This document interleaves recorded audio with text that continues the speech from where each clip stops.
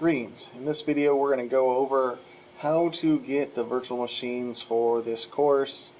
And the first thing is you need to go to the Skills for All resources, lab downloads.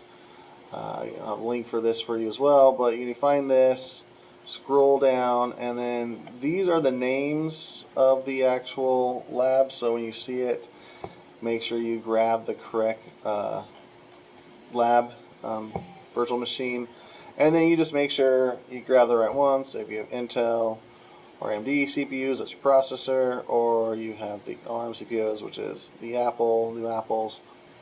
Make sure you download the right one. You will get a file. Once you have that file, we've already done the install for VirtualBox.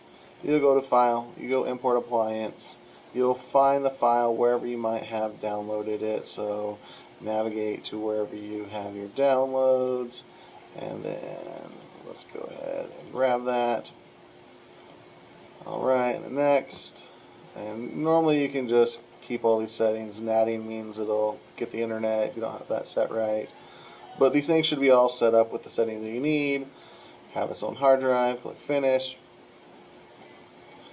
And then you can see it's going to take a little while to process through all this stuff. We'll watch the whole thing, I'll pause it, it'll come back. But again, you're going to get the machine in here, and then I'll kind of show you firing it up and a little bit around it to get you started. But that's that. So we'll go back. Oh, maybe it's going faster than we need to. But alright, so we're back. You can see the finished off all of our settings.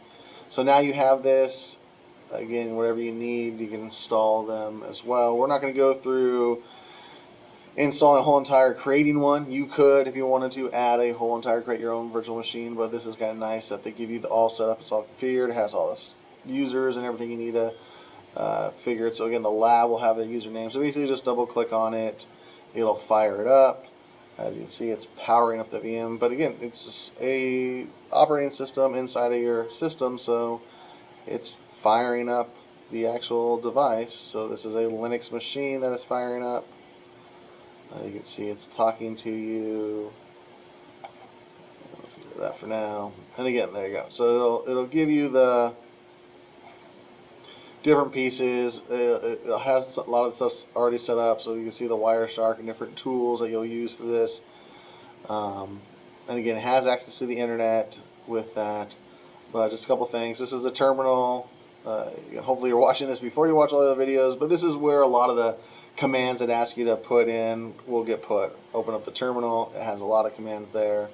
And other than that, all you'll need to be able to do is, if you need to shut it down later, you can just use the regular system's different pieces to get through to all of that if you wanted to. You can type in the shutdown command as needed. It has a decent system in there.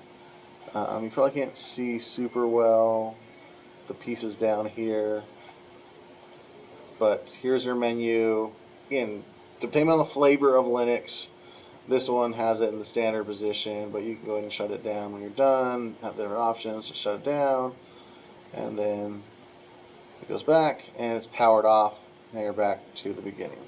So that is all of this in a nutshell. How you can add these. Do the same thing for any other ones you need to add. Find the virtual machine, download it, install it, and you'll have all the links you need for that. So with that, again, good luck with your virtual machining. We'll see you next time.